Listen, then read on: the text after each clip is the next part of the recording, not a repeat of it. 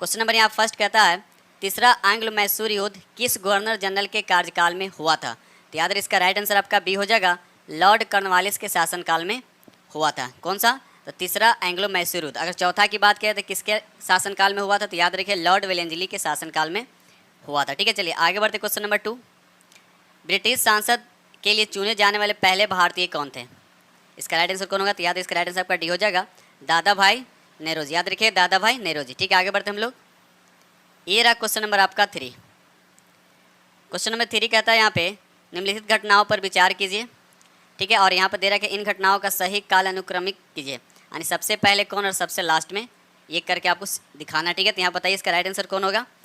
तो यहाँ पर देखा है तो सबसे पहले हो जाएगा आपका 2 हो जाएगा संथाल विद्रोह, उसके बाद सिपाही विद्रोह हो जाएगा। अगर संथाल विद्रोह की बात करते तो ये हुआ था 1855 से 56। सिपाही विद्रोह की अगर हम बात करते तो ये हुआ था 1857 से 58। उसके बाद हम नील विद्रोह की अगर बात करते हैं तो ये हुआ था 1859 से 60। और दक्कन दंगा की अगर हम बात करते तो हुआ था 1875। ठीक है, तो 4-2 पहले होगा, तो 4-2 तो देखा जाता है यहाँ पर 2 ऑप्शन में लिखा है 4-2।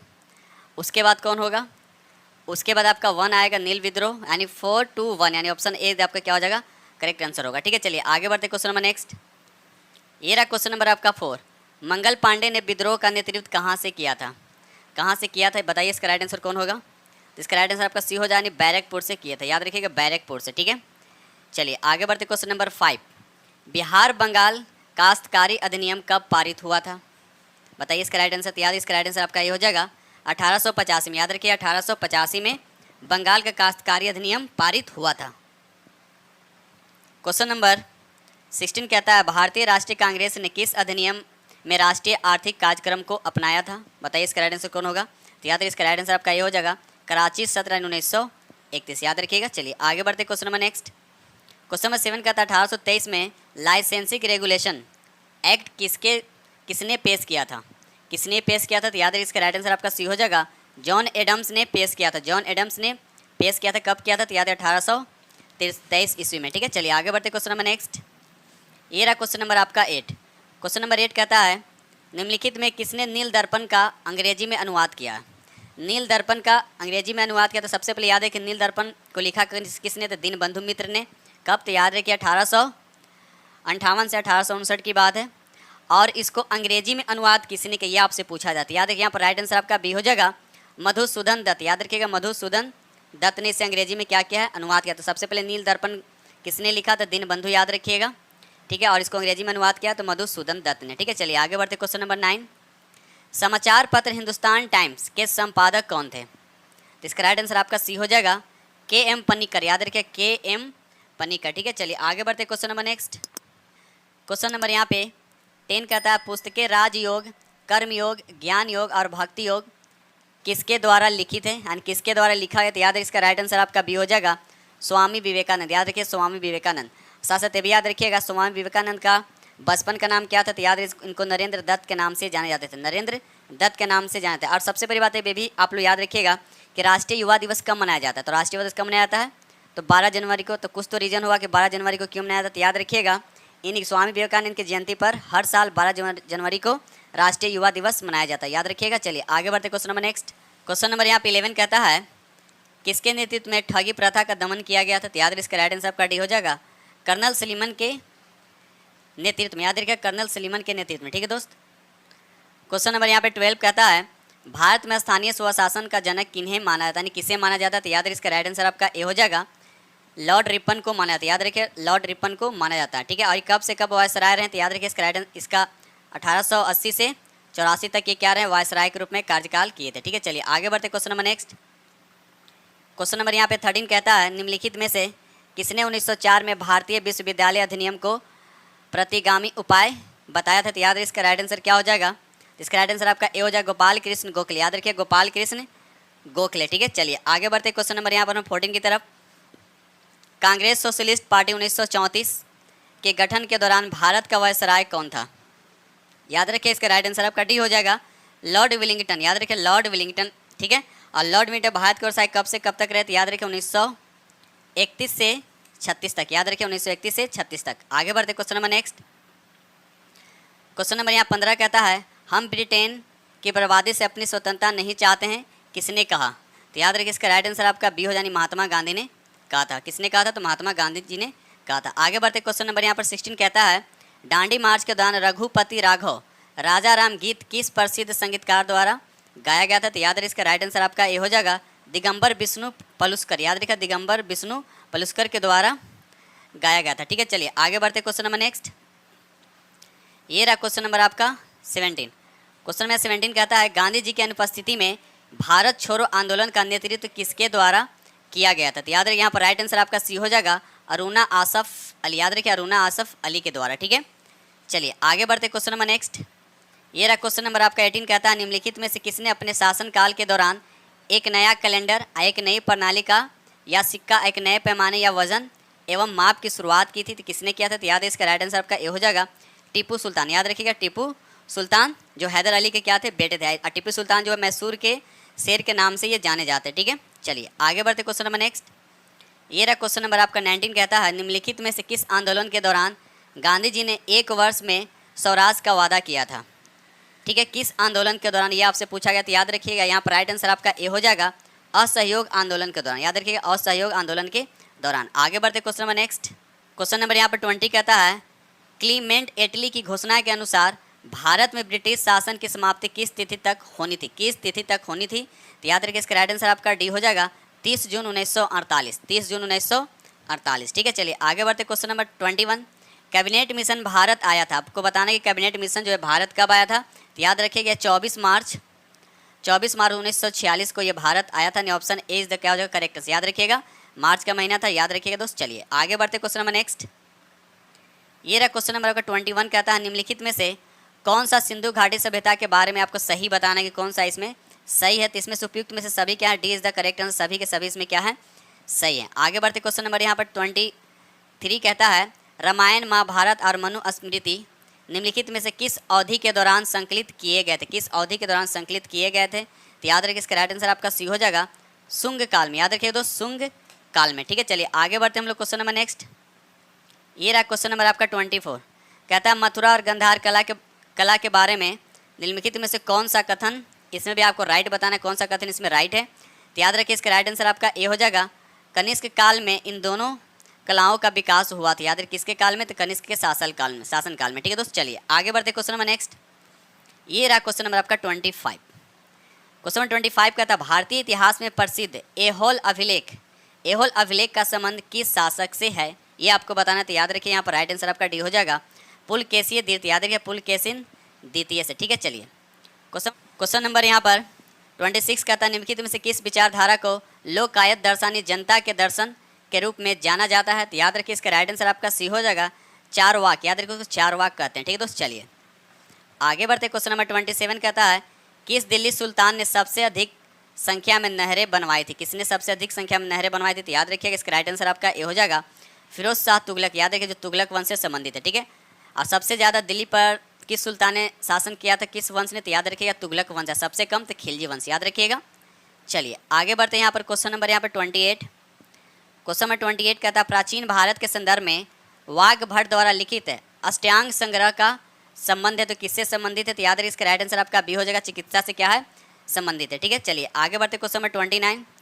चिश्ती संप्रदाय के किस सूफी संत को चिराग ए दिल्ली या दिल्ली का चिराग के नाम से जाना जाता है? तो याद रखिए किसको जाना जाता है? तो याद रखिए B is the correct answer होगा शेख नसरुद्दीन महमूद को। याद रखिए शेख नसरुद्दीन महमूद। ठीक है, चलिए आगे बढ़ते हम लोग question number next. Question number यहाँ पर 30 कहता है, दिल्ली सल्तनत में एकता प्रणाली की शुरुआत किसने की थी? एकता प्रणाली की शुरुआत किसने की थी? तो याद रखिएगा इसका राइट आंसर आपका बी हो जाएगा इल्तुतमिश ने। याद रखिए इल्तुतमिश ने एकता प्रणाली की शुरुआत की थी। क्वेश्चन नंबर 31 कहता है, पोमोलॉजी में किसका अध्ययन किया जाता है? पोमोलॉजी जो होता है उसमें किसका अध्ययन किया जाता है? तो याद रखिए इसका राइट आंसर आपका ए हो जाएगा फलों का अध्ययन किया जाता है। किसका अध्ययन किया जाता है? फलों का अध्ययन किया जाता है। ठीक है, चलिए आगे बढ़ते क्वेश्चन नंबर नेक्स्ट। अगर हम बात करें अगर सब्जियों की तो इसको ओलोरेडी कल्चर में हम लोग सब्जियों को क्या करते हैं? अध्ययन करते हैं। और कीटों को एंटोमोलॉजी में, याद रखिए कीटों को एंटोमोलॉजी में अध्ययन करते हैं। ठीक है, चलिए आगे बढ़ते क्वेश्चन नंबर नेक्स्ट। ये रहा क्वेश्चन नंबर आपका 32 कहता है, इको मार्क प्रतीक निम्नलिखित में से किससे संबंधित है? इको मार्क जो प्रतीक है आपको बताना है कि किससे संबंधित है। तो याद रखिए इसका राइट आंसर आपका बी हो जाएगा पर्यावरण के लिए सुरक्षित सामग्री से क्या है? संबंधित, यानी ऑप्शन बी इस क्या हो जाएगा, करेक्ट आंसर हो जाएंगे। क्वेश्चन नंबर 33 कहता है एक अनवीकृत ऊर्जा का स्रोत कौन सा, ये आपको बताना है। तो यहाँ पर आपका क्या हो जाए, बी इस करेक्ट आंसर, यानी पेट्रोलियम जो होगा एक अनवीकृत ऊर्जा का स्रोत है। चलिए ये रहा क्वेश्चन नंबर आपका 34 कहता है वर्ष 2011 के जनगणना के अनुसार 0 से 6 वर्ष वर्ग आयु वर्ग में बाल लिंगानुपात बिहार के किस जिला में सबसे कम, यानी 0 से 6 आयु वर्ग में बाल लिंगानुपात बिहार के किस जिला में सबसे कम था, ये आपसे पूछा गया। तो याद रखिए यहाँ पर राइट आंसर आपका ये हो जाएगा वैशाली जिला, याद रखिएगा वैशाली जिला। ठीक है, चलिए आगे बढ़ते हम लोग क्वेश्चन नंबर 35। निम्नलिखित में कौन सा सुमेलित नहीं है, आपसे पूछा है कौन सा यहाँ पर सुमेलित नहीं है। तो यहाँ पर राइट आंसर आपका डी हो जाएगा मित्राब गुहा हॉकी से संबंधित, ये गलत है। मित्राब गुहा जो हॉकी से नहीं बल्कि शतरंज से संबंधित है, ये शतरंज से संबंधित है। बाकी सभी आपका सही है। नीरज चोपड़ा भाला फेंक से, अनिल लेखरा पैरा निशानेबाजी से और कृष्णा नागर पैरा बैडमिंटन से, लेकिन मित्रा गुहा जो हॉकी से नहीं बल्कि शतरंज से संबंधित है। आगे बढ़ते क्वेश्चन नंबर नेक्स्ट। ये रहा क्वेश्चन नंबर आपका 36। समान दृष्टि के लिए निम्नलिखित में से कौन सा विटामिन आवश्यक है, ये आपको बताना। दृष्टि की बात किया जा रहा है, आंख, याद रखिएगा राइट आंसर आपका सी होगा, रेटिनॉल होगा, जो विटामिन ए का रासायनिक नाम याद रखिएगा, जो विटामिन ए का रासायनिक नाम याद रखिएगा। चलिए आगे बढ़ते क्वेश्चन नंबर 37 कहता है सुगम्य भारत अभियान संबंधित है। सुगम्य भारत अभियान संबंधित आपको बताना है किससे, तो याद रखिए इसका राइट आंसर आपका बी हो जाएगा दिव्यांग व्यक्तियों से, याद रखिए दिव्यांग व्यक्तियों से क्या है, संबंधित है। आगे बढ़ते क्वेश्चन नंबर नेक्स्ट। ये रहा क्वेश्चन नंबर 38। यूनेस्को की स्थापना कब की गई थी, यूनेस्को की स्थापना कब की गई थी, तो याद रखिए इसका राइट आंसर आपका ये हो जाएगा नवंबर 1945 में, यानी के नवंबर, तो याद रखिए 4 नवंबर 1945 को यूनेस्को की स्थापना की गई थी। अगर पूछा इसका मुख्यालय कहाँ है तो पेरिस, अब पेरिस कहाँ है तो याद रखिएगा फ्रांस में, कहाँ है पेरिस, फ्रांस में, याद रखिएगा दोस्त। चलिए आगे बढ़ते हम लोग क्वेश्चन नंबर 39। विष्णुपद मंदिर बिहार के किस जिले में स्थित है, विष्णुपद जो मंदिर है बिहार के किस जिले में स्थित है, तो याद रखिए यहाँ पर राइट आंसर आपका सी हो जाएगा, ये गया में, कहाँ है तो ये गया में स्थित है। ठीक है, चलिए ये रहा क्वेश्चन नंबर आपका 40। क्वेश्चन नंबर 40 कहता है प्रथम स्तर पर एक शिक्षक में निम्न में से किसे सबसे महत्वपूर्ण विशेषता मानना चाहिए, तो याद रखिए इसका राइट आंसर आपका बी हो जाएगा धैर्य और दृढ़ता, याद रखिए धैर्य और दृढ़ता। ठीक है, चलिए आगे बढ़ते हम लोग question number next. Question number यहाँ 41 कहता है किस केंद्रीय मंत्रालय द्वारा स्वर धरोहर उत्सव का आयोजन किया है, किस मंत्रालय द्वारा पूछा जा रहा था, याद रखिए इसका राइट आंसर आपका सी हो जाएगा, यानी संस्कृति मंत्रालय द्वारा, याद रखिए संस्कृति मंत्रालय द्वारा। ठीक है, क्वेश्चन नंबर 42 कहता है सुपर कंप्यूटर यानी परम शक्ति को कहाँ स्थापित किया, यानी सुपर कंप्यूटर जो परम शक्ति है इसको कहाँ स्थापित किया है, तो याद रखिए इसका राइट आंसर आपका ये हो जाएगा IIT खड़गपुर में स्थापित किया गया। ठीक है, चलिए आगे बढ़ते हम लोग क्वेश्चन नंबर नेक्स्ट। ये रहा क्वेश्चन नंबर आपका 43। क्वेश्चन नंबर 43 कहता है भारतीय सेना ने किस देश के साथ संयुक्त प्रशिक्षण अभ्यास साइक्लोन 1 का शुभारंभ किया है, तो याद रखिए इसका राइट आंसर आपका ये हो जाएगा मिस्र, क्या हो जाएगा मिस्र। मिस्र किस महादेश में, तो याद रखिए अफ्रीका महादेश में। ठीक है, चलिए आगे बढ़ते क्वेश्चन नंबर 44। पर्यटन को प्रोत्साहन देने के लिए अंतर्राष्ट्रीय पर्यटन प्रदर्शनी यानी फितूर किस देश में आयोजित किया गया है, तो बताइए इसका राइट आंसर कौन होगा, तो याद है इसका राइट आंसर आपका सी हो जाएगा, यानी स्पेन में। ठीक है, चलिए आगे बढ़ते हम लोग। ये रहा क्वेश्चन नंबर आपका 45। क्वेश्चन नंबर 45 कहता है इंडिया जस्टिस रिपोर्ट 2022 के संदर्भ में कौन सा कथन आपको असत्य बताना है, तो याद रखिए इसका राइट आंसर आपका बी हो जाएगा, इसमें बिहार का स्थान अंतिम है, इसमें बिहार का स्थान अंतिम है, ये गलत है, बिहार का स्थान अंतिम नहीं है बल्कि 16वें स्थान पे, 16वें स्थान पे, अंतिम नहीं है। ठीक है, याद रखिएगा। चलिए आगे बढ़ते हम लोग क्वेश्चन नंबर 46।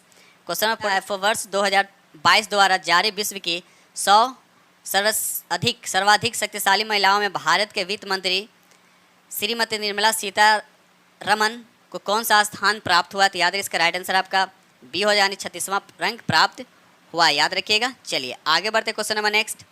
क्वेश्चन नंबर 47 कहता है फीफा विश्व कप 2022 के संबंध में कौन सा कथन आपका असत्य ये बताना। ठीक है, तो गोल्ड बूट पुरस्कार किलियन एम्बापे को दिया गया, राइट है। गोल्डन बॉल पुरस्कार लियोन मेसी को दिया गया, भी राइट है। अर्जेंटीना ने दूसरी बार खिताब, ये गलत, दूसरी बार नहीं बल्कि तीसरी बार जीता, याद रखिएगा तीसरी बार ये जीता। ठीक है, तो आपका ये गलत है, पूछ रहा है आपका क्या सत्य कौन है, तो आपका सत्य होगा, तो डी भी आपका सही होगा। चलिए आगे बढ़ते हैं क्वेश्चन नंबर नेक्स्ट। ये रहा क्वेश्चन नंबर आपका 48। निम्न में कौन सा राज्य स्वयं का जलवायु परिवर्तन मिशन शुरू करने वाला देश का पहला राज्य बन गया है। ठीक है, तो याद है इसका राइट आंसर आपका बी हो जानी तमिलनाडु, याद रखिएगा तमिलनाडु। ठीक है, चलिए आगे बढ़ते क्वेश्चन नंबर 49।